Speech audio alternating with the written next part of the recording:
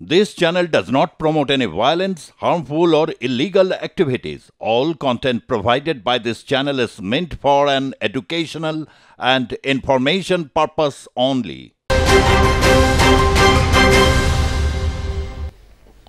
নমস্কার, আপনাদের সকলকে স্বাগত জানাচ্ছি। শুরু করছি আজকের পর্বের জনমত। আমি সুজিত চট্টোপাধ্যায় রয়েছি আপনাদের সঙ্গে।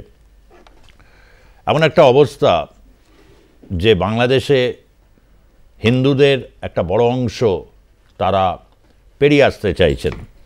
ত্রিপুরায় 10 জনের এরকম একটা সীমান্ত জায়গায় রয়েছেন এবং বিএসএফ বা বিজেপি তাদের কাছে কেউ তো বিজেপিকে অগ্রাহ্য করে বিভিন্ন পথে আসছে। বিএসএফ যখন আটকাচ্ছে বলছে যে ধরে জেলে পুরে দিন, জেলে থাকবো তবু বাংলাদেশে ফিরবো না। এবার এক্ষুনি এই কথাটা স্টেটমেন্ট শুনলেই এক্ষুনি হয়তো অনেকে কমেন্ট করতেও পারেন। আমাদের ইউটিউব স্ট্রিমিং হচ্ছে, হাউকাউ করে কেউ পড়ে যাবেন, বলবেন যে কেন বাংলাদেশে কি এটা হচ্ছে না? এই তো দেখুন কত হিন্দু থাকে এখনও, 7%, 8%। আশ্চর্য হয়ে যায় কিছু কিছু লজিক বা যুক্তি শুনলে। হ্যাঁ, এটা ঠিক কথা। ভারতবর্ষে আমরাও একটা বড় অংশ সেকুলার ফ্রেমেই আমরা দেখতে অভ্যস্ত হয়েছি, স্বীকার করতে কোনো লজ্জা নেই। এমন কিছু জিনিস আমরা 2000 সাল 2001-এ আমার নিজের প্রত্যক্ষ অভিজ্ঞতায়, তৎকালীন হাউসের নামও বলবো না, সীমান্তে এরকম ঢল নেমেছিল। বিএনপি ক্ষমতায় এসছে, ব্যাপক অগ্নিসংযোগ আর লুটপাট, তার সাথে হচ্ছে গুম করে দেওয়া। অনেকে প্রাণভয় চলে আসছেন, কিন্তু ওই হিন্দু এই শব্দটাকে উচ্চারণ করা যাবে না। সালটা 2001 সাল।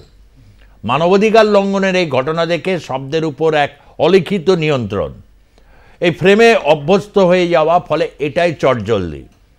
এই চটজলদি কেন জানেন তো? একটা শব্দ দেখে বোঝা যায়, একটা কথা, রিয়াকশানস দেখে। বাংলাদেশের যারা সমন্বয়ক, যারা উপদেষ্টা, তাদের কেউ কেউ বলছে আমরা তো স্তম্ভিত হয়ে যাচ্ছি। মমতা বন্দ্যোপাধ্যায় এরকম একটা মন্তব্য করলেন যে রাষ্ট্রপুঞ্জের তত্ত্বাবধানে এতদিন জানতাম উনি সেকুলার, আজ থেকে মনে হচ্ছে উনিও একজন হিন্দুত্ববাদী। ব্যাস, দেখে দিতে কতক্ষণ? হিন্দুত্ববাদী, ইসলামপন্থী সবই তো হলো। কিন্তু আজকে একজনের ছবি দেখাবো, মালদা, সেখানে একটি চোপড়ার সীমান্তে 4 জনে একটি পরিবার এসছে, ব্লার করেই দেখাচ্ছে, তেমন যেমন নাবালিকা, হিন্দু মেয়ে। তার পরিবার তাকে বলেছে যে এরা যাচ্ছে, তুই এদের সাথে চলে যা, এদেশে আসিস না, কোনোভাবে যদি পেরিয়ে যেতে পারিস, কারণ পরিবারটি ইসকনের সদস্য। প্রতি মুহূর্তে হুমকি, ইসকনে তো যাওয়া যাবেই না, যদি বাংলাদেশে থাকতে হয় তাহলে কাউকে কাউকে ধর্মান্তরিত হতে হবে, না হলে এই যে কিছু মোল্লা রাস্তায় মিছিল করতে করতে স্লোগান দিয়েছিল, বাংলাদেশে থাকো, আর যদি তাবেদারি করো ভারতে তাহলে, বা হিন্দুদের বাকায়দায়, তাহলে দিল্লি মামার বাড়ি, ওখানে চলে যাও। এই যে একটা উত্তেজক প্রভোকেটিভ পরিস্থিতি, সর্বত্র এটা বাংলাদেশের না, সর্বত্র হয়তো নয়, কিন্তু ইসকনের সদস্যদের উপর একটা লাগাতার চাপ রয়েছে। মেয়েটির ছবি আপনার দেখালাম। ফলে হয়তো কোথাও একটা জায়গায় মনে হচ্ছে যে নোবেলজয়ী অর্থনীতিবিদ অভিজিৎ বিনায়ক বন্দ্যোপাধ্যায় হোক, বা বিশ্বের অনেকে আজকে মুখ খুলতে শুরু করেছেন। তারা এই যে ধর্মের নামে একটা এরকম চলছে একটি দেশে, যে বাংলাদেশ মানেই হচ্ছে মুক্তিযুদ্ধ, তার বীরত্বপূর্ণ সংগ্রাম, তাকে অতিক্রম করে গিয়ে এই অস্বীকারের বাংলাদেশ। আমরা জানি নতুনকে নতুন বাংলাদেশ বা নতুনকে নিতে গেলে পুরনোকে অস্বীকার করতে হয়। এটা আমি বলছি না, বা সমন্বয়কদের কাছেও এটা প্রথম শুনছি না। পথের দাবি উপন্যাসে শরৎচন্দ্র চট্টোপাধ্যায়, সেখানে সব্যসাচী মল্লিক, যিনি হচ্ছে গল্পের কেন্দ্রীয় চরিত্র উপন্যাসের, তা দিয়ে বলেছিল যে পুরাতনের সমস্ত কিছুকে অস্বীকার করো, নতুনকে দাঁড়াতে গেলে এইভাবে হবে। যে কোনো বিপ্লবের ক্ষেত্রে, অভ্যুত্থানের মাধ্যমে হোক, যা কিছু হোক, হয়তো এটা হয়, কিন্তু সেই বিপ্লব কিসের বিপ্লব? এই যে ছবিটি দেখাচ্ছি, এই ছবির অনেক অংশ দেখাবো। এটা হচ্ছে 1971 সাল, যুদ্ধের প্রস্তুতি চলে গেছে, ব্যাপক হারে জেনোসাইড হচ্ছে। 25শে মার্চ ঘুরে গেছে, ইয়াহিয়া খান দর্পের সাথে বলছেন, এবং ইন্দিরা গান্ধী তার জবাব দিয়েছিলেন যে আমরা চুপ করে বসে থাকবো, জেনোসাইড হতে দেব? সেই যে ছবি ডেডলাইন বাংলাদেশ, এটি একটি ইতিহাস বিখ্যাত ডকুমেন্টারি ফিল্ম, যা ভারতবর্ষের রাষ্ট্র ফিল্মস ডিভিশন থেকে এটি প্রযোজিত হয়েছিল। সেই ছবির ক্লিপিংসটা আপনাদের সামনে আমরা তুলে ধরছি এই মুহূর্তে। আমি যে বিষয়ে এখন আপনাদের কাছে এটা বলতে চাই যে এমতো পরিস্থিতিতে বাংলাদেশে কিন্তু ধীরে ধীরে এই 7-8%কেও কমিয়ে আনার চেষ্টা হচ্ছে। থাকলে এইভাবে থাকতে হবে। ডুজ অ্যান্ড ডোন্টস, ধর্মান্তকরণের অভিযোগ আসছে বিভিন্ন সেক্টর থেকে।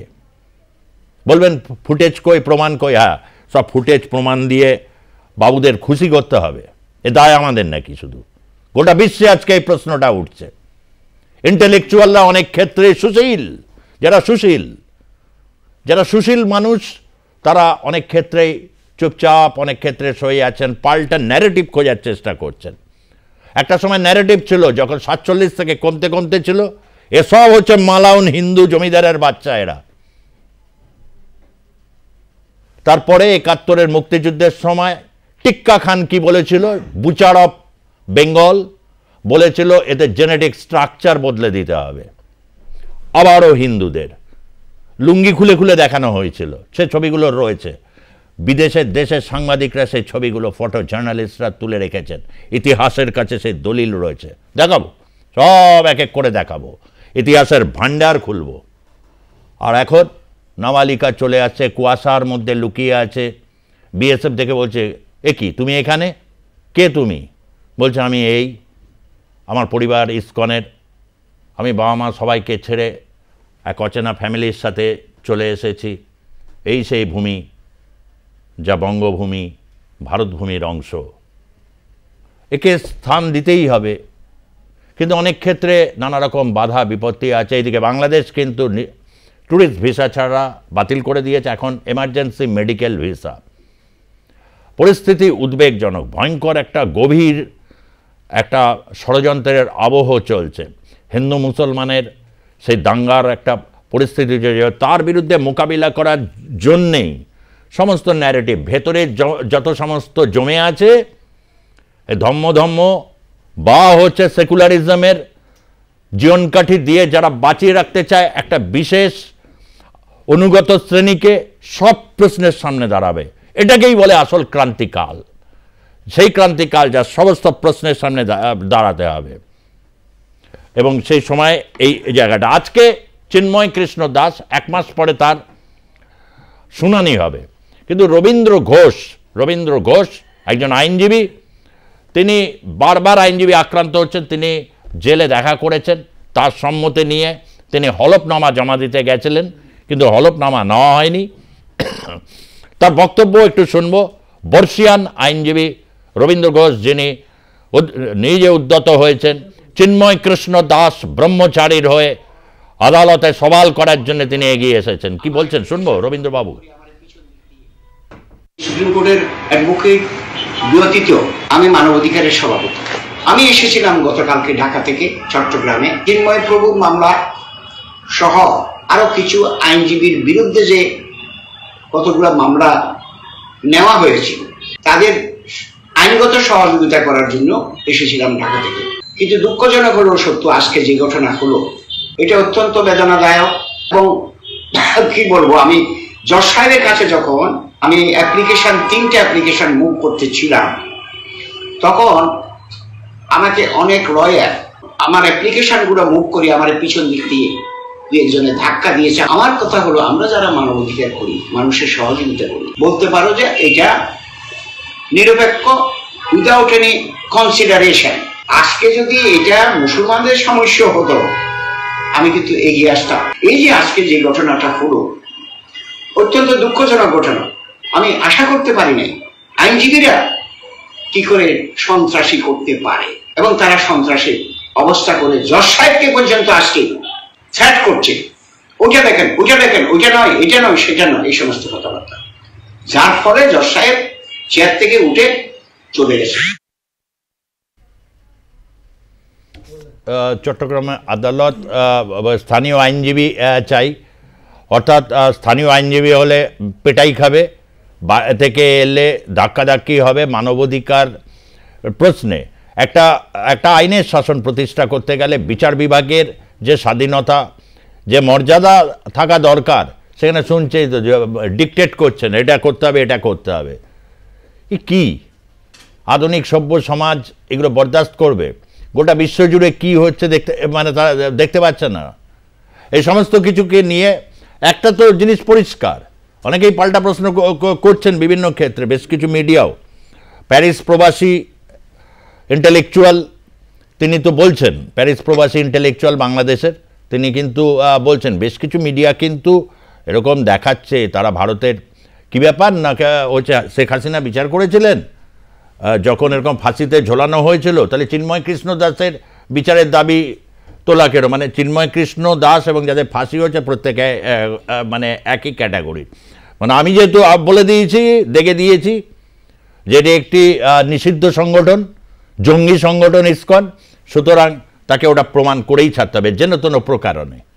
এরকম একটা পরিস্থিতিতে সত্যি কি দিকে যাচ্ছে, সম্পর্ক কতটা ভালো হবে, বা ভারত রাষ্ট্র কী ভূমিকা পালন করতে চলেছে আগামী দিনে, বা এটা আজকের পর এটা অনুমান করা যাচ্ছে যে বহু এরকম ইসকনের সাথে যুক্ত পরিবার তারা সীমান্তে এসে আশ্রয় নিয়েছেন, অনেকে আসছেন। ত্রিপুরাতে 10 জন এরকম এসছেন, তারা বিএসএফ তাদের ইন্টারসেপ্ট করেছে। তাহলে আগামী দিনে পলিসিটা কি হবে, এটা একটা কিন্তু গভীর চিন্তা এবং উদ্বেগের বিষয়। আমরা আজকে প্যানেলে যাতে পেয়েছি বিশিষ্ট সাংবাদিক লেখক সুকুমার দেবনাথ, তাকে স্বাগত জানাচ্ছি। কলকাতা হাইকোর্টের বিশিষ্ট আইনজীবী সুরজিৎ মুখার্জি, তাকেও আমি স্বাগত জানাচ্ছি। এবং রয়েছেন লেখক প্রাবন্ধিক সুবল চন্দ্র সর্দার, তাকেও আমি স্বাগত জানাচ্ছি। সুবলবাবু এরা প্রত্যেকেই বিভিন্ন ইস্যু নিয়ে লড়াই করছেন। রবীন্দ্রবাবুর বক্তব্য শুনলেন, এই জন্য আইনজীবীরা ভারতবর্ষ বা উপমহাদেশ বা ইউরোপে যেখানে গণতন্ত্র আছে, এমনকি যেখানে গণতন্ত্র নেই, পাকিস্তানের যে সময় মিলিটারি জুন্টা বা যেভাবে ঘিরে রেখেছিল, আসমা জাহাঙ্গীর একজন বিশিষ্ট মানবাধিকার কর্মী, সুকুমারবাবু মনে থাকার কথা যে 2000, 2001, 2, 3 বেশ তিনি কলকাতা শহরে এসেছিলেন। আসমা জাহাঙ্গীর মানবাধিকার কর্মী, প্রত্যেকেরই এই যে যারা এরকম ক্ষয় করেন তাদের খুব কঠিন অবস্থার মধ্যে দিয়ে যেতে হয়। রবীন্দ্র ঘোষ কোথাও একটা জায়গায় মানবাধিকারের যে প্রশ্নে আজকে তিনি গিয়ে শুনলেন, তো সেই একই গল্প হেনস্থা। হ্যাঁ, শুভ সন্ধ্যা সকলকে। প্রথমে আমি যেটা বলবো যে একজন আইনজীবী হিসেবে আইনের চোখে যদি কেউ দোষী হয়, নির্দোষ হয়, তার বিচার করার দায়িত্ব হচ্ছে জজ সাহেবের, মানে বিচারপতি অথবা জজ সাহেবের। কিন্তু তার ন্যূনতম অধিকার একটা থাকে, যেটা ফান্ডামেন্টাল রাইট, যে তার ডিফেন্স করার জন্য অপরচুনিটি বিং হার্ড তাকে বলবার সুযোগ দিতে হবে। কিন্তু যেহেতু কোর্ট তার হয়ে তার লয়ার বলবে এবং তাকে প্লিড করবার সুযোগ দিতে হবে, ডিফেন্স করবার সুযোগ দিতে হবে। কিন্তু বারংবার ধরে দেখা যাচ্ছে যে এখানে ওনাকে কোনোভাবে উকিল দিয়ে সাহায্য করা হচ্ছে না বা উকিলকে দাঁড়াতে দেওয়া হচ্ছে না। আমরা জানি যে যখন ওনার জন্য প্রথম যেদিন উনি গ্রেপ্তার হয়েছিলেন, তারপর ওনার জন্য যে উকিলদের টিম দাঁড়িয়েছিল তাদের 74 জনের বিরুদ্ধে কিন্তু ওই ইউনূস সরকার এফআইআর করে, এবং যে 2 জন মেন ওকালতনামায় যাদের সাইন ছিল তাদের বাড়ি ভাঙচুর হয় এবং তারা আইসিইউতে ভর্তি আছে এখনও অবধি, এবং বাকিরা বাড়ি ছাড়া হয়ে আছে। এবং ওইখানকার যে বার অ্যাসোসিয়েশন যারা আছে তারা উন্মাদের মতো আচরণ করছে। অ্যাডভোকেট হয়ে তারা যে কিভাবে এইভাবে উন্মাদের মতো আচরণ করে, যে অ্যাডভোকেটস অ্যাক্টের যে প্রিন্সিপাল সেইটাকে না মেনটেন করে, না মেনে উন্মাদের মতো আচরণ করছে, যে ওনার পক্ষে কোনো লয়ার দাঁড়াতে দেওয়া হবে না। এখানে একটা অন্য প্রশ্ন আছে। এখানে আমি আগের দিনও বলেছিলাম যেখানে মানবাধিকার সম্পূর্ণভাবে লঙ্ঘিত হচ্ছে। এটা কিন্তু শুধু বাংলাদেশ নয়, পৃথিবীর অন্য অন্য রাষ্ট্রগুলো দেখতে পাচ্ছে। এখানে পৃথিবীর অন্য অন্য রাষ্ট্রেরও কিন্তু দায় আছে, যে এখানে ইন্টারন্যাশনাল হিউম্যান রাইটস কাউন্সিলের যেটা ব্রিচ অফ ভায়োলেন্স হচ্ছে, এখানে কিন্তু আমার একটা বক্তব্য আছে। নয় ওখানে আইনজীবী যারা আছে তারা মানে এই ধরনের আচরণ করছে, ইউনূস সরকারের যারা লোকজন আছে তারা হিন্দু বাঙালিদের প্রতি এই ধরনের আচরণ করছে, কিন্তু জুডিশিয়ারি যে সিস্টেম তারা কেন চুপ করে বসে আছে? তাদের কিন্তু স্পেশাল পাওয়ার আছে কগনিজেন্স নেবার, সুমোটো কেস করার। বাংলাদেশের সুপ্রিম কোর্ট আছে, বাংলাদেশের হাইকোর্ট আছে, সেই সব মাননীয় বিচারপতিগণ ওখানে যারা আছে তারা কেন চোখে ঠুলি পরে মুখে সেলোটেপ লাগিয়ে চুপ করে বসে আছে? তারা কেন কগনিজেন্স নিচ্ছে না? তারা কেন এদের বিরুদ্ধে বিএনপি জামাত বা হচ্ছে বিভিন্ন ধরনের সুশীল যারা রয়েছেন তারাই বা চুপ করে? সুশীল শব্দটা আপনি বলছেন বটে, কিন্তু আমি এর সঙ্গে একটা শব্দ যোগ করবো, স্বঘোষিত সুশীল। মানে নিজেরা নিজেদেরকে সেলফ ডিক্লারেশন দিচ্ছে যে তারা স্বঘোষিত সুশীল, কিন্তু আদপে কিন্তু তারা নয়। আদপে এদের মডাস অপারেন্ডি, আমাদের আইনি ভাষায় বলে মডাস অপারেন্ডি হচ্ছে যে বাংলাদেশ থেকে বাঙালি হিন্দুদের সম্পূর্ণ নিশ্চিহ্ন করা। ভয়ঙ্কর হবে এর প্রতিক্রিয়া তো তাহলে। যদি বা থাকে, আমি আপনাদের দায়িত্ব নিয়ে বলছি, যদি বা থাকে তাদেরকে এপিডেভিটে সাইন করিয়ে এবং টিপছাপ এবং সাইন করিয়ে, যারা টিপছাপ সাইন করতে পারে না তাদেরকে থাম ইমপ্রেশন নিয়ে এপিডেভিটে সাইন করিয়ে তাদেরকে ধর্মান্তকরণ করা হচ্ছে। এই ডকুমেন্টসও আছে, কিন্তু এই ধরনের জিনিস চলছে। যারা ওখান থেকে আসতে পারছে না বা কোনো রকমের তাদের আসার উপায় নেই, তো এইখানে কিন্তু আপনি বলছেন যে ধর্মান্তকরণ হচ্ছে এই যে মানে এই ঘটনা কেন যা কিছুই বলা হচ্ছে ইউনূস সরকার বা বিভিন্ন তাদের পররাষ্ট্র দপ্তর বলছে প্রোপাগান্ডা, ডিসইনফরমেশনস বলে এটা এমন একটা তারা বলতে চাইছে এগুলো কিচ্ছু হচ্ছে না, আপনারা ফালতু কথা বলছেন এসব। না, তা নয়, ব্যাপার হচ্ছে ধর্মান্তকরণ হচ্ছে এবং জোর মানে বলপূর্বক ধর্মান্তকরণ হচ্ছে, তবেই তারা থাকতে পারবে, নাহলে থাকতে পারবে না। মানে ওদের নামের পাশে কোনো বাঙালি হিন্দুর টাইটেল থাকবে না, এইটা পরিষ্কার আমি ক্লারিফাই করতে চাই।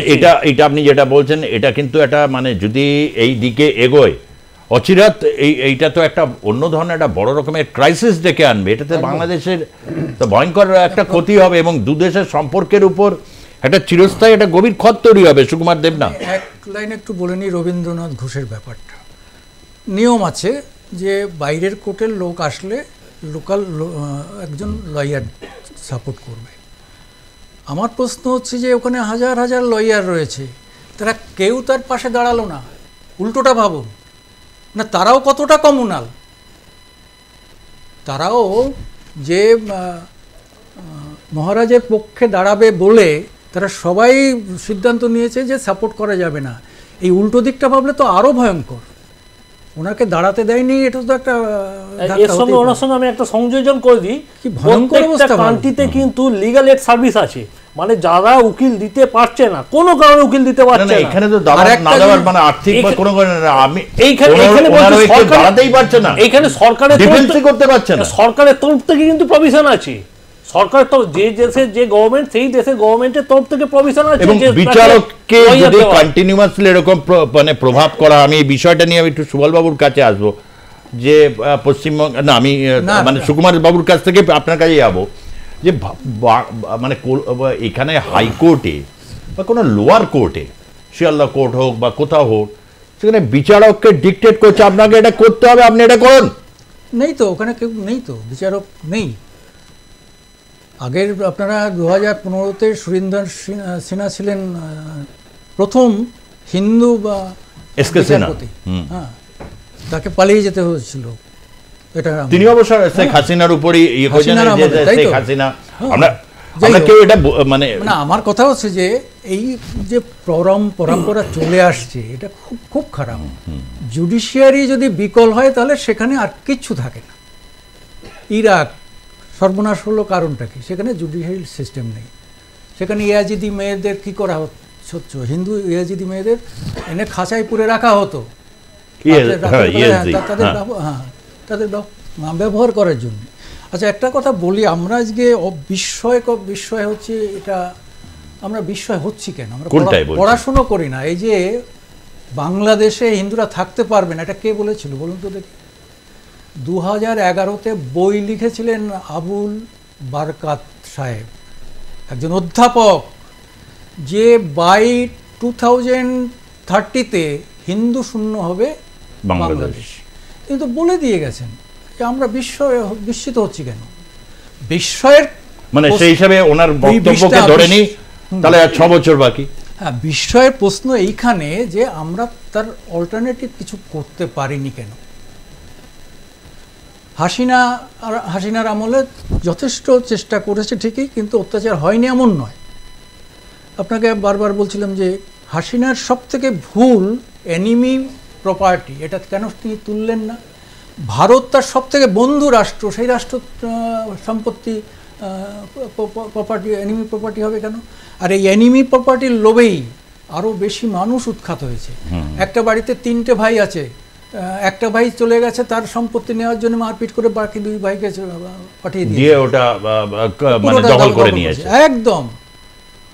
এই যে ভয়ঙ্কর ব্যবস্থাটা, এই ব্যবস্থাটা আমরা কেউ লক্ষ্য করিনি। কারণ হচ্ছে যে আজকে ভারত সব থেকে কাছের, আজকে ভারতের সব থেকে বেশি দেখার কথা ভারত দেখেনি। ইন্দিরার কথা আমরা বলি কেন? ইন্দিরা স্টেপ নিয়েছিলেন, তার যে স্বার্থই থাক, ভেঙে দেওয়া হোক, যা হোক, ভেঙে দেওয়ার প্রশ্নটা এই ক্ষেত্রে 2 কোটি হিন্দুকে তো বাঁচিয়েছিলেন। আমি ভেঙে দেওয়ার প্রশ্নটা অনেকে ওখানে বলেন, আমি একটা কথা বলি, কিন্তু ভারতের বিরুদ্ধে যুদ্ধ ঘোষণা করছে আপনার এখানে 3 তারিখ যখন পাকিস্তান যুদ্ধ ঘোষণা আগে করলো, ইয়াহিয়া খানের সেই বক্তব্য শোনাবো আমরা, এগুলো সব রেডি হচ্ছে সমস্ত ডকুমেন্টস। এটা অনেকে বলেন ওখানে যে ভারতের বিষয়ে আবুল হাসনাত বা এই যে বিভিন্ন সব সমন্বয়করা, ভারতের স্বার্থ ছিল যে পাকিস্তানকে টুকরো করে দেওয়া হবে। পাকিস্তান তো বলেছিল অনেকদিন যুদ্ধ চলবে এবং হচ্ছে তারা বম্বিং শুরু করে দিয়েছিল 3 তারিখ থেকে। ইন্দিরা কিন্তু সর্বনাশ হওয়ার ইন্দিরা করে দিয়ে গেছেন, আমার সেই জায়গাটা বলা। না আমি আজকে কেন ইন্দিরা মুজিব চুক্তিতে কি বলা আছে? ইন্দিরা মুজিব চুক্তিতে বলা হলো যে তোমার ওটা সেকুলার করে দাও, তাহলে ওখান থেকে আর হিন্দু এখানে আসবে না। এটা কি বলেছিল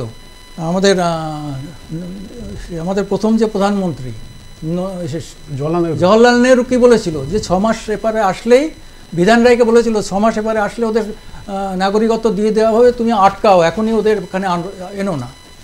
বিধান রায় তাদের জন্য বেবি ট্যাক্সি তৈরি করেছিলেন যে ওপর থেকে আসলে এখানে ইয়ে করা হবে, আটকে দিলেন নেহেরু। সেই নেহেরু মেয়ে কি করলো, সে লিখিত করে তাতে কি হলো, তাতে কি হলো? তবু তো উনি একটা কিছু পদক্ষেপ নিয়েছিলেন, এখন তো বর্ডারই সিল করে দিচ্ছে। আলাদা রাষ্ট্র চেয়েছিল কিন্তু আওয়ামী লীগ 1970 সালে যখন পাকিস্তানে ইলেকশন হলো, তখন 300টা সিটের মধ্যে 160টা সিট আওয়ামী লীগ পেল। আওয়ামী লীগ তখন দাবি করলো যে আমরা যারা আছি তাদের মধ্যে এরা তারা আলাদা রাষ্ট্র চেয়েছিল এবং তার জন্য প্রধানমন্ত্রী হিসাবে মুজিবুর রহমানকে মানেনি। সেখানেও ওই পাঞ্জাবিদের দ্বারা আমরা কি শাসিত হব, মুজিব রহমানের এরকম বক্তব্য আছে। পাঞ্জাবি বিরাদারি তারা মানতে চায়নি। একটা বিভৎস, একটা নারকীয় এবং ওয়ার্ল্ডের তৎকালীন সময় বিগেস্ট জেনোসাইড। তৎকালীন সমস্ত বুদ্ধিজীবী সাংবাদিকরা ঢাকার রাস্তায় যে ডকুমেন্টেড করে দিয়ে গেছেন, তাদের প্রতি সাক্ষ্য দিচ্ছে। আমি একটু সুবলবাবু আপনার কাছে জানতে চাইব, এই যে ধর্মান্তকরণ বা পশ্চিমবঙ্গে যে একটা উল্লেখযোগ্য সংখ্যক এখানে যারা সংখ্যালঘু তারা বিপন্ন বোধ করছেন। অনেকে এটা মনে করছেন যে যদি মানবাধিকারের প্রশ্নে যদি আমরা বলি বা হচ্ছে একটা বামপন্থার যদি একটা সহজ সরল ন্যারেটিভ যদি আমরা বুঝি যে যেখানে ধর্মীয় ভাষাগত সংখ্যালঘু তার পাশে থাকাটা একটা কর্তব্য, ঠিক যেমনিভাবে এখানে হিন্দুদের একটা বড় কর্তব্য এখানকার যারা সংখ্যালঘু রয়েছেন তাদের পাশে থাকা, ঠিক তেমনি ওখানে। কিন্তু যদি প্রক্রিয়াটাই কমতে কমতে 7 আরও যদি হিন্দু শূন্যের যে আশঙ্কা আস্তে আস্তে ক্রমশ প্রগাঢ় হচ্ছে, আজ নয় ইসকন খারাপ জঙ্গি সংগঠন, 2 দিন পরে বলবে ভারত সেবার সংঘ জঙ্গি সংগঠন, 3 দিন পরে মতুয়া মহাসংঘকে বলবে জঙ্গি সংগঠন। এই যদি চলতে থাকে তাহলে কি এটাই শুধু ব্লু প্রিন্টটা কি এটাই যে হিন্দু সুন্নতি করে দিয়ে একটা খিলাফতের প্রতিষ্ঠা? একদম। এখন বাংলাদেশের প্রথম এবং প্রধান উদ্দেশ্য হলো মুসলিম ধর্ম স্বীকার করো অথবা মৃত্যুর পথ বেছে নাও। একদিকে মানে মুসলিম ধর্মান্তরীকরণ অথবা মৃত্যু। এখন বাংলাদেশে আপনার শেখ হাসিনা বলি, আওয়ামী লীগ বলি, তসলিমা নাসরিন বলি, যাই বলি না কেন, সবাই কিন্তু মৌলবাদের দ্বারা শিকার। তসলিমা দেখুন মৌলবাদের দ্বারা তারা খেয়ে বাংলাদেশে আশ্রয় হয়েছে। শেখ হাসিনা বাংলাদেশ থেকে একই রকমভাবে মৌলবাদের দ্বারা মানে ভারতে আশ্রিত হয়েছে।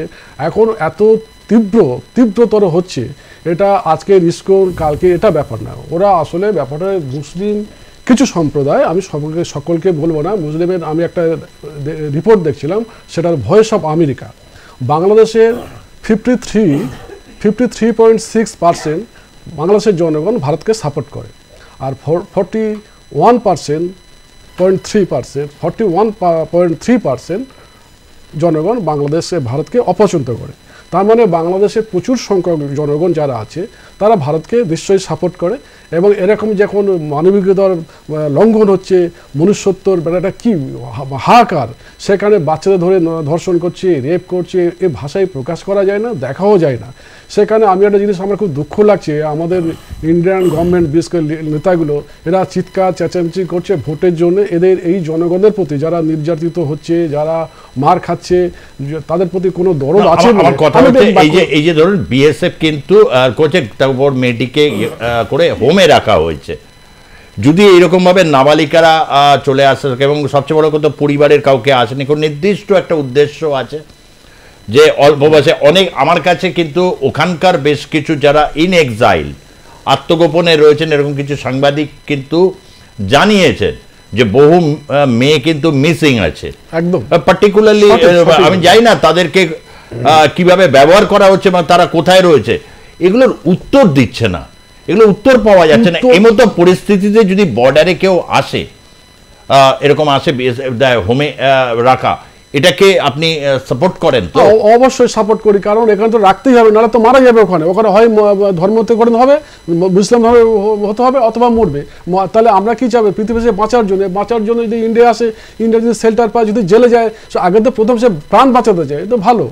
সুরজিৎ বাবু, একটা বিখ্যাত উক্তি আছে না, মানুষ যখন মরে যায় খড়কুটি দিয়ে বাঁচার চেষ্টা করে। একটা সিএ হয়ে গেছে, চাইলে মানে নাগরিকত্ব ভবিষ্যতে একটা স্কোপ থাকবে, কিন্তু এখন তো তাদের বাঁচতে হবে এবং সম্মানজনকভাবে একটা লাইন কথা বলি,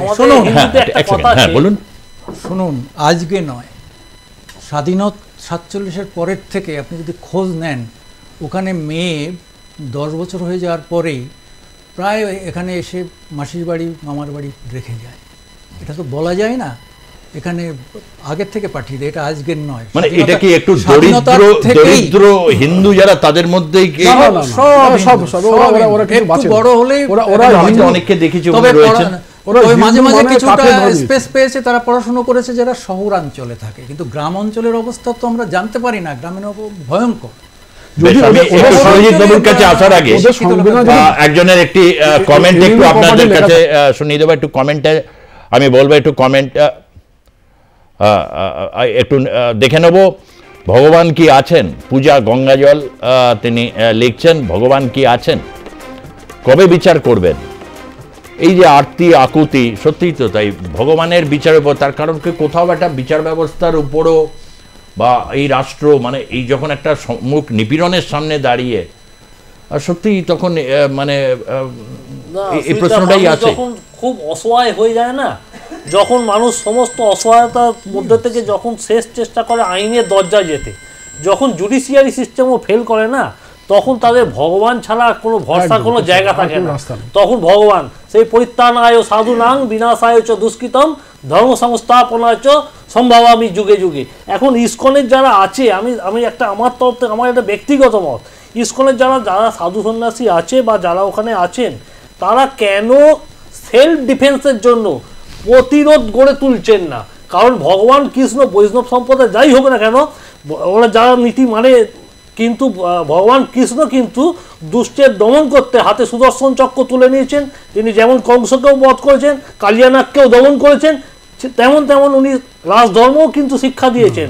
তো ইসকনের যারা, যেটা ভারত সেবাশ্রম সংঘ কিন্তু যারা সাধু বা সন্ন্যাসী যারা আছে, আপনি জানবেন তাদেরকে কিন্তু প্রত্যেকে কিন্তু এই ট্রেনিং দেওয়া হয়, লাঠি খেলা বা এই ধরনের ক্ষেত্রে, মারামারি করবার জন্য নয়, কিন্তু সেলফ ডিফেন্সের জন্য। আজকে ইসকনের যারা আছে তারা কিন্তু অ্যাপিল করছে, হা গোবিন্দ হে গোবিন্দ করে বলছে, কিন্তু এই হে গোবিন্দ হা গোবিন্দ করলেও তাদের নিজেদেরকে সেলফ ডিফেন্সের জন্য, তাদের কিন্তু নিজেদেরকে বাঁচাবার জন্য তাদের কিন্তু লড়াইয়ে নামতে হবে। আপনি এই কথাটা বলছেন, বাংলাদেশে গিয়ে যদি বলতেন, প্রথম কথা আপনি আদালতে গেলে আপনি আদৌ ঢুকতে পারতেন কিনা, তার আগে হচ্ছে চট থাবড়া দিয়ে শুরু হতো, যা যা ছবি পাচ্ছি, তারপর এটা হতো, তখন আপনি কি সেলফ ডিফেন্স করবেন? আপনাকে তো জঙ্গি তকমা দিয়ে আপনাকে থেকে শুরু করে বাকিটা ওখানে আইসিইউতে ভর্তি করে দিয়েছে, আইনজীবীদের আইসিইউতে ভর্তি করে দিয়েছে, কিন্তু আপনাকে একটা কথা বলে দিই যে উনি যেটা বললেন একটু আগে যে সুপ্রিম কোর্টের আইনজীবী আসুক বা হাইকোর্টের আইনজীবী আসুক, লোকাল একজনকে নিতে হবে, এরকম অ্যাডভোকেটস অ্যাক্টে কোথাও বলা নেই। কিন্তু এটা কি জন্য বলে ওরা, যে লোকাল বারের একজন থাকলে তাকে অন্য বিভিন্ন অ্যাসিস্ট্যান্স দিতে বা সহযোগিতা করতে সুবিধা হবে বলে, সেই জন্য। কারণ ওকালতনামাটা যেটা থাকে, হলফনামা না, ওকালতনামা যেটা থাকে সেটা লোকাল বারের একজন যদি সাইন করে তাহলে সেটা বেটার হয়, এই কারণে বলে যাতে ওই অ্যাসিস্ট্যান্সটার জন্য। কিন্তু এর মানে এই নয় যে সুপ্রিম কোর্টের আইনজীবী এসে মানে কোর্ট বিলো লোয়ার কোর্টে এসে হিয়ারিং করতে পারবেন না বা মুভমেন্ট করতে পারবেন না। তিনি ইন্ডিভিজুয়ালি মনে করলে তিনিও করতে পারবেন। ইভেন যদি লয়ার যদি পাওয়াও না যায়, স্পেশাল প্রভিশন আছে, সেক্ষেত্রে যিনি অ্যাকিউজ তিনি নিজে পর্যন্ত মানে একটা পিটিশন সাবমিট করে তিনি বিচারকের কাছে নিজের আর্জি যেটা আছে সেটা তিনি জানাতে পারেন, সেই স্পেশাল প্রভিশনও পর্যন্ত আছে, অনেকগুলো আছে। কিন্তু ব্যাপার হচ্ছে জুডিশিয়ারি সিস্টেম যখন ভেঙে পড়েছে তখন এই নিয়ম কাকে দেখাবেন আর কাকে বলবেন? কারণ বিচারপতিরা নিজেরা, বিচারপতিদের হাতে এতটাই সুমোটো পাওয়ার দেওয়া থাকে যে ওরা মনে করলে কগনিজেন্স নিতে পারে ইমিডিয়েট। ওটা ওইখানে ওই পুরো যে যে জায়গাগুলো গন্ডগোলগুলো হচ্ছে সেখানে 144 ধারা আমরা যেটা আমাদের ভারতীয় সংবিধানে এই সিআরপিসি অনুযায়ী বলে থাকি, সেই অনুযায়ী ওরা ওখানে সেই নির্দেশিকা জারি করতে পারে। এক্সিকিউটিভ ম্যাজিস্ট্রেট দিয়ে সেই নির্দেশিকা জারি করলে যাতে ল এন্ড অর্ডার এবং পিস মেইনটেইন করা যায়। আমি একটু জনমতে একজন ফোন করেছেন মুর্শিদাবাদ থেকে, ইউনুস আলী। হ্যাঁ বলুন ইউনুস আলী। হ্যাঁ নমস্কার। হ্যাঁ আমি মুর্শিদাবাদ থেকে ইউনুস আলী বলছি। হ্যাঁ আমি বেশ কিছুদিন ধরে আপনাদের আলোচনার বিষয়টা শুনি বা বুঝি আর কি। তো ঘটনাটা হচ্ছে যে ওখানে যে রাজনীতির মৌলিক বিষয়টা আছে সেই বিষয়টা এই মানে আলোচনার অনেকটা প্রাধান্য পাওয়া দরকার। কারণ বাংলাদেশ সৃষ্টি হওয়ার পরে থেকেই একটা আধিপত্যবাদ শাসককুলের একদিকে যেমন, অন্যদিকে হচ্ছে যে মৌলবাদ, এই দুটো শক্তি মানে ভয়ঙ্কর ভাবে এদের শ্রীবৃদ্ধি ঘটে এবং তার পরিণতি হিসাবে আজকে গণ অভ্যুত্থান বলছে। এটা আদতে গণ অভ্যুত্থান নয়, এটা হচ্ছে মৌলবাদী চক্রান্তের একটা বড় ফাঁদ। এই ফাঁদটায় আজকে এই আমাদের দুটো দেশকে একটা বিভাজনের রাস্তায় নিয়ে চলে যাচ্ছে। এটা একটা বলা যেতে পারে যে আন্তর্জাতিক ক্ষেত্রে আমাদের দেশের পক্ষে উভয় ক্ষেত্রে একটা একটা বলা যেতে পারে দুর্ঘটনা।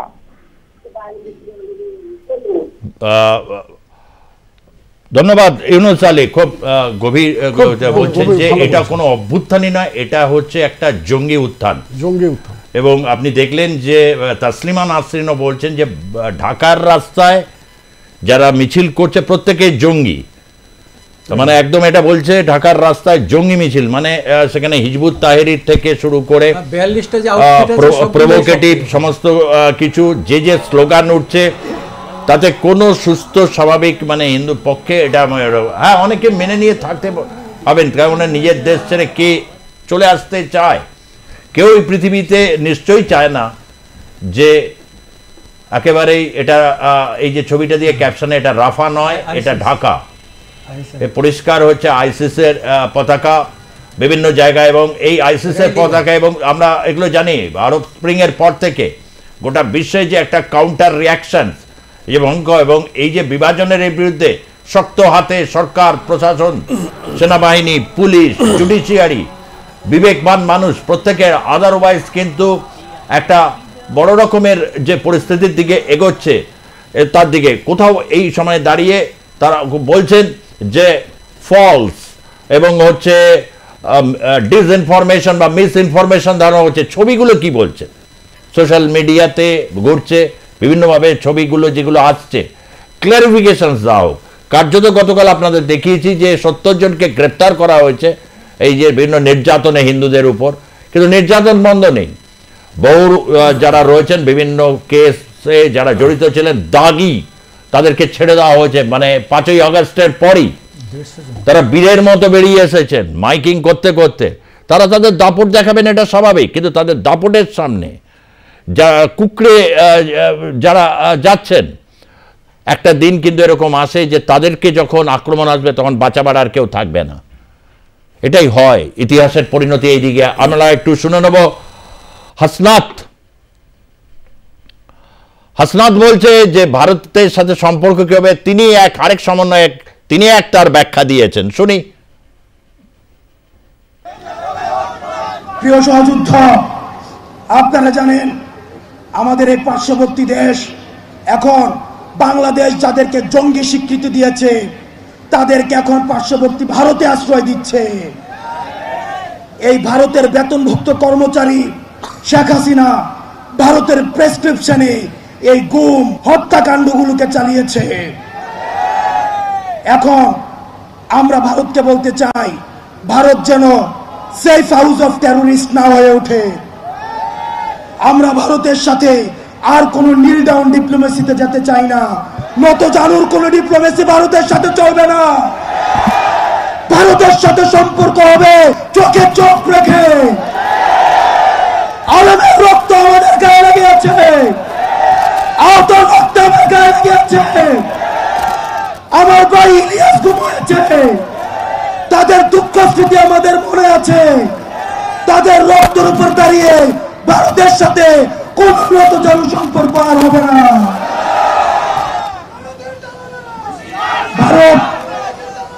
ভারতের সাথে আমাদের সম্পর্ক হবে ন্যায্যতার ভিত্তিতে, আমাদের ঈর্ষার ভিত্তিতে। আমরা বলতে চাই, ভারত জঙ্গিদেরকে এখন আশ্রয় দিচ্ছে, জঙ্গিদেরকে পৃষ্ঠপোষকতা দিচ্ছে। আবার একে কানতে দেখা গেছে যে আমাদের ফাঁসি হবে, ওরা জানে যে ওদের ফাঁসি হবে, কেন হাসিনা ফিরবে আর বাংলাদেশে যে সেকুলার ফেব্রিক সেটা ফিরবে। আজও কালো মানে জুন মানে জানুয়ারির মধ্যে ওরা কিন্তু জানে ওরা মরবে।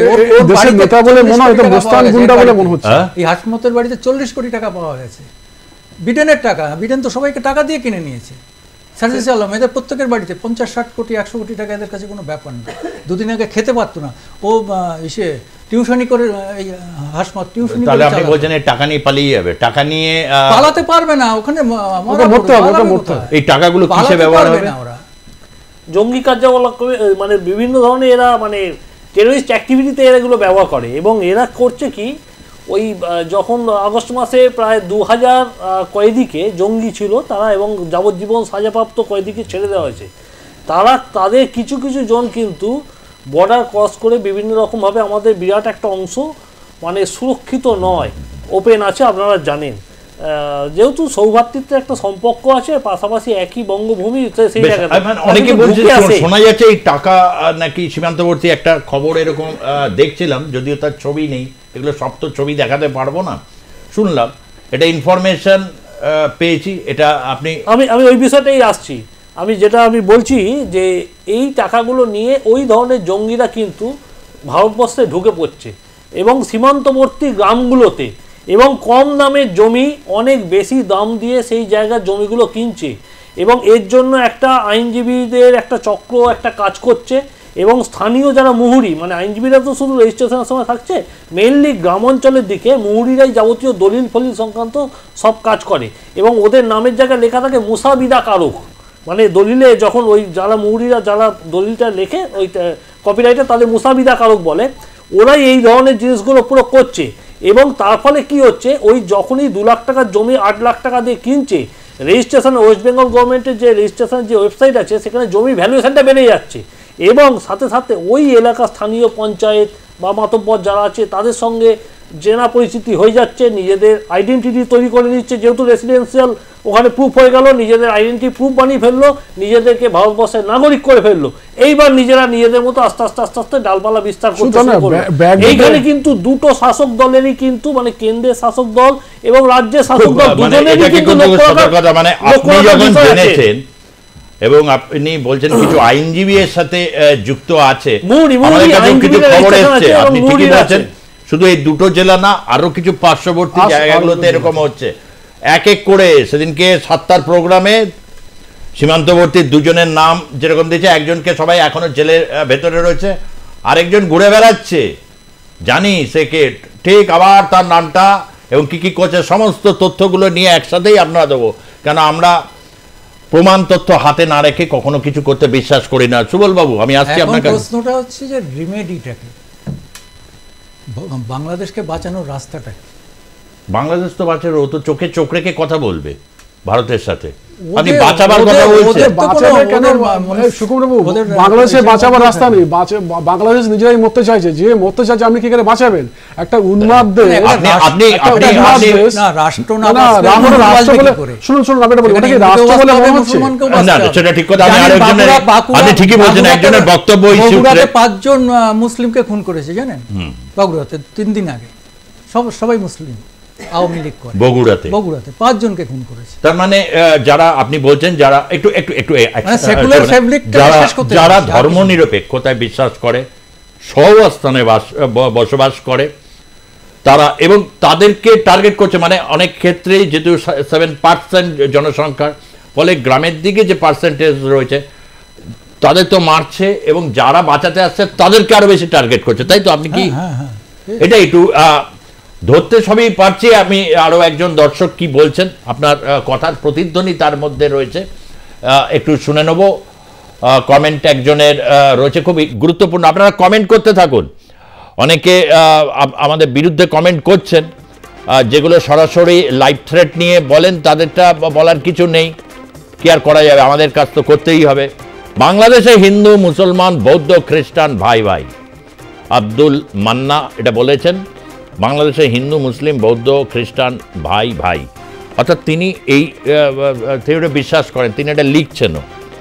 হয়তো অনেক ক্ষেত্রে অনেকে অন্য নাম নিয়ে লেখেন, তার কারণ পরিচিত হয়ে গেলে কোন হুজুরের রোশানলে পড়বেন বা কোন সমন্বয়ক বলবেন। আপনি বলছেন তো 24-25 বছর বয়সে যা যা টাকার অঙ্ক বলছেন, তারা তো বড় বড় তালেবর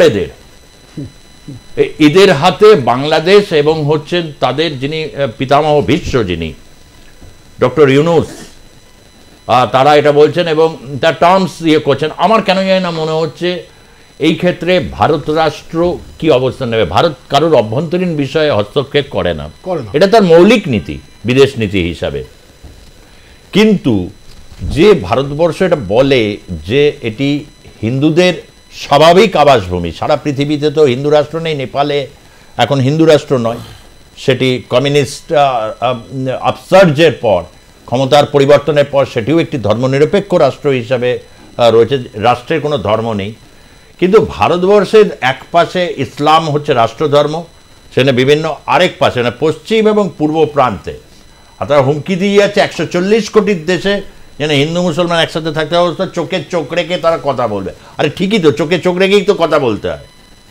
ভারত বলছে তুমি মাথা নিচু করে থাকবে, কে বলেছে? ভারত বলেছে নাকি কখনো? মাথা উঁচু করে থাকুক। বোকা বোকা এই সমস্ত হাওয়া গরম করে দিচ্ছে, এবং যে পরিস্থিতি করছে, মিনিমাম মানবাধিকারের প্রশ্নটা গিয়ে একটা মানে সংকটজনক এসে গিয়ে দাঁড়িয়েছে। এখান থেকে এক সেকেন্ড কোন উত্তরণের মানে স্বপ্ন আপনি দেখেন সুবল বাবু? আমি উত্তরণের স্বপ্ন দেখেন, অবশ্যই দেখি। বাংলাদেশে এখন যে সরকার আছে এ তো দুর্বৃত্তের সরকার, গুন্ডাদের সরকার, মোস্তানের সরকার। এই সরকারের অবসান ঘটে যাক, নতুন সরকার আসুক, গণতান্ত্রিক মাধ্যমে নির্বাচিত হোক, শেখ হাসিনা ফিরে আসুক। কারণ এটা তো হিন্দুদের প্রশ্ন নয়, এটা তো হিন্দুদের প্রশ্ন নয়, ওরা তো মুসলিমরা মার খাচ্ছে। ওরা যেভাবে মারতে শুরু করেছে, আপনি দেখুন আফগানিস্তান, পাকিস্তান, ওখানে প্রথমে কি হয়, প্রথম অমুসলিমদের মারলো, তারপরে কি করবে? ওরা কি থেমে যাবে? থামবে না তো, ফের তো মারপিট হবে, জাতি দাঙ্গা হবে। এই যাবৎ যে সরকার এসছে তারা কতগুলো মুসলিম মেরেছে বলুন তো? তার মানে ওরা এই সরকার শুধু মারার জন্য এসছে। যে ধর্মের নামে অন্ধ হয়ে মারে সে মরে এবং মারে। রবীন্দ্রনাথ ঠাকুর বলেছেন। রবীন্দ্রনাথ ঠাকুর আরেকটা কথা বলেছে যে আমরা যারা হিন্দুরা বিশ্বাস করি, আমরা নিজের ধর্ম নিয়ে সন্তুষ্ট থাকি, কিন্তু অন্যরা তারা নিজের ধর্ম নিয়ে সন্তুষ্ট থাকে না, অন্য ধর্মকে অনবরত আঘাত করতে থাকে। এখন মুসলিম যারা আছেন, এই মুসলিম ধর্ম অতি শান্তির ধর্ম, পবিত্র ধর্ম, সেই জায়গাতে কিছু লোক এত কলুষিত করে দিচ্ছে সারা বিশ্বের কাছে। এটা বাংলাদেশে তো বন্যাম, এতে লজ্জা। ওদের শান্তি ফিরে আসুক। আমি একটু বললাম, সরকার কে সরকার? বাংলাদেশে কোনো সরকার আছে গত 3.5 বছরে? ইউনূসকে সবাই মানে, হাসনাতদের কি সবাই মানে? সৈন্যবাহিনীকে সবাই মানে? পুলিশ তো 4,500 পুলিশ খুন করার পরে পুলিশ একদম আউট হয়ে গেছে, সে কারোর সামনে দাঁড়িয়ে কথা বলতে সাহস পায় না। তো কি আছে? এইটা তো বিচার ব্যবস্থা শেষ হয়ে গেছে, সিরিয়াতে কোনো সরকার নেই বসেছে, কিন্তু এরকম পরিস্থিতিতে তাদের সমস্ত প্রতিরক্ষা ব্যবস্থা, এখানে সরকার আছে, রাষ্ট্র আছে, কিন্তু অন্য কাজে যদি ব্যস্ত হয়ে থাকে, তার কারণে যে সংবাদ আমরা পাচ্ছি, এটা নিয়ে ডিটেলসে চর্চা আমরা নিশ্চয়ই এটা করব। আরাকান আর্মি সে তো একদিক থেকে মানে চট্টগ্রাম, তারপর হচ্ছে এই জায়গাগুলোর থেকে তো তার অপারেশন সেখান থেকে মানে, এবং হচ্ছে ভেরি মিলিটেন্ট তারাও। আপনারা সে ছবি দেখতে পাচ্ছেন, বিভিন্ন জায়গায় তারা মানে সীমান্তের একটা বড় অংশ তার দখল নিয়ে নিয়েছে। হ্যাঁ, সুজিতবাবু কিছু বলছিলেন? হ্যাঁ, আমি বলছি এইখানে এই যে এত ঘটনা ঘটে যাচ্ছে বাংলাদেশে, কিন্তু যা কিছু রিয়াকশান বা প্রতিক্রিয়া আপনারা দেখবেন, সবটাই কিন্তু দেখতে পাচ্ছেন পশ্চিমবঙ্গকে ভিত্তি করে, বিশেষ করে সে বিরোধী দলনেতাই বলুক এবং আমাদের রাজ্যে মাননীয় মুখ্যমন্ত্রী বলুক, যারা যতটা সহানুভূতিশীল হচ্ছে, কিন্তু আমাদের সরকার মানে ভারত সরকার মোদিজি কিন্তু তার সেইভাবে কিন্তু অ্যাক্টিভিটিস দেখা যাচ্ছে না। তার কিন্তু স্ট্র্যাটেজিক প্ল্যানিং যেটা আছে সেটাকে চেঞ্জ করার দরকার আছে। আমি বলার কেউ নয়, তার নিজস্ব অনেক উপদেষ্টা আছে, কিন্তু এটা আমার ব্যক্তিগত মত, আমি বলছি এইখানে চেঞ্জ করার দরকার আছে। বিশেষ করে শক্ত হবার কথা, এক কথা, তাই তো? তার কিছু কিছু কাজ আছে, ইউএনএতে তার কাছে তার পিটিশন সাবমিট করার আছে যে এই বিষয়টাকে লুক আফটার করার জন্য, এবং তার জন্য টেক অ্যাকশনের জন্য তার কাছে জানানোর আছে। এবং তার যে নীতি, যারাই যে ঢুকছে, যারা শরণাগত, আমরা কি বলি হিন্দুরা যে শরণাগতকে সবসময় আশ্রয় দেওয়া, তো সেই তার জন্য কি নীতি এই এমার্জেন্সি পিরিয়ডে, তার সেই নীতিটা ইমিডিয়েট অ্যাপ্লাই করতে হবে এবং এদেরকে পুনর্বাসন যাতে দেওয়া যায় সেই ব্যবস্থা করতে হবে। মানে একটা শক্ত নীতি, মানে যেটা বললেন যে রাষ্ট্রসংঘ, রাষ্ট্রপুঞ্জ, বিভিন্ন দেশকে কিন্তু এই বিষয়টা, না সে তো বলেছে, সব জায়গায় বলেছে, কিন্তু বললে এখন আর কিছু হয় না। না বললে হবে না, দামি দামি পয়সা দাম 10 লাখ শুট করে রাষ্ট্রপ্রধানের সঙ্গে গিয়ে হ্যান্ডশেক করে চলে গেল। আজকে সিরিয়াতে এই ঘটনা ঘটে গেল, কে পাত্তা দেয় বলুন তো? কেউ পাত্তা দেয় না। ইউএন দিয়ে কিছু হবে না। কিন্তু কথাটা হচ্ছে যে এখন কিন্তু বাইডেন, এই হারামজাদা বাইডেন যে নিজে আসাদ সরকারকে ফেললো, তারাও চাইছে যে বাংলাদেশকে ভারত আক্রমণ করুক, আমি এই সুযোগে একটা বড় ধরনের কিছু করে দিয়ে চলে যাব। একদম খুব শান্ত মাথায় ভাবতে হবে। রাজনীতির এত গুঁড়ো, এত ব্যাপার রয়েছে যেখানে অনেক কিছু, এরকম পরিস্থিতিতে সাধারণ যারা মানুষ থাকেন, বিশেষ করে নির্ধন হিন্দু যারা, তারা সেখানে অ্যাকসেপ্টেড হবেন না। কারণ হচ্ছে ধরুন থাকার বিনিময়ে যদি তোলা দিতে হয়, এটা কেন বাংলাদেশের সর্বত্র সরকার হয়ে যায়। বাংলাদেশে অনেক মানুষ আছেন, আমি শুরুর দিন থেকে বলছি, বহু বাংলাদেশের মানুষকে আমি এখানে চিনি যারা চিকিৎসা নিতে আসেন, পরিচয় হয়, বিভিন্নভাবে জানতে পারি। অনেক সাংবাদিক আসেন এখানে, অনেকে আইভিএফ ট্রিটমেন্ট করাতে আসেন, অনেককে মানে চিনি। অনেকে এসে তারা সম্পর্ক স্থাপন করেন, আমাদের সঙ্গে যোগাযোগ করেন, কেউ তাদের লেখা বই উপহার দিয়ে গেছেন, এরকম অনেক ঘটনা রয়েছে। তারা কিন্তু একটা জায়গায় খুব মানে খড়গ অবস্থায়, কিন্তু এই যে বিদ্বেষ, এই বিদ্বেষের বিরুদ্ধে একটা রেজিস্ট্যান্স কিন্তু নেই। বাংলাদেশের নির্ধন হিন্দুরা যেরকম একটা সংকটের মধ্যে রয়েছেন, অনেকে কম্প্রোমাইজড রয়েছেন, অনেকের ভেতরে এক করুণ মর্মান্তিক পরিণতি আসছেন। একটা কথাই বারবার বলা হচ্ছে, হিন্দু দেখে কেউকে করা হচ্ছে না, শুনতে খুবই ভালো লাগে। আওয়ামী লীগ করে তাদের তো হবে, যেহেতু আওয়ামী লীগ ফ্যাসিস্ট, বিচার হলো কি হলো না, কি হলো, আওয়ামী লীগ যেহেতু করেছে, আপনি হিন্দু হলো তো একটু হবেই, দাদা কি করা যাবে, এটা হচ্ছে যুক্তি। মানছি খুব খারাপ হচ্ছে, তথাপি এই জিনিসটা কি যুক্তি? এই যুক্তির উপর দাঁড়িয়ে একটা দেশ তার মানে করছেন, একটা যুদ্ধ পরিস্থিতি বা কোনো কিছু যুদ্ধঘাত এই অঞ্চলে লাগবে না, তার কারণ হয়তো বিবেকবান মানুষ হিসাবে। কিন্তু যারা প্রতি মুহূর্তে চোখের পানি ফেলছেন, যে হিন্দুরা, নাবালিকারা বা বিভিন্ন ক্ষেত্রে যারা চলে আসছেন ইসকনের মানে সদস্য হওয়ার জন্য, তাদের উপর আজকে আপনারা যে জুলুমটা করছেন, যে জুলুম করছেন, সে জুলুমের কিন্তু হিসেব দস্তাবেজ লেখা থেকে যাচ্ছে, এবং তার যখন বিচার হবে, সেই বিচার কিন্তু মেনে নিতে জানতে হবে। কারণ হিংসার বিরুদ্ধে প্রতিহিংসা কখনোই হয়নি, প্রতিহিংসা আবার হিংসা ডাকবে, আবার তার প্রতিক্রিয়ায় প্রতিহিংসা হবে। এই চক্রাবত বিষয়কে বন্ধ করতে গেলে প্রত্যেককে সজাগ হতে হবে, প্রত্যেককে রুখে দাঁড়াতে হবে, আর প্রত্যেককে R+ নিউজ দেখতে হবে, এবং 7টায় জনমত অবশ্যই। ধন্যবাদ সুকুমার দেবনাথ আপনাকে, ধন্যবাদ সুরজিৎ মুখার্জি আপনাকে, সুবল চন্দ্র সর্দার আপনাকেও। প্রত্যেকে ধন্যবাদ জানিয়ে আজকের মতো শেষ করছি জনমত। দেখতে থাকুন আর প্লাস নিউজ, সবার আগে সবার পাশে।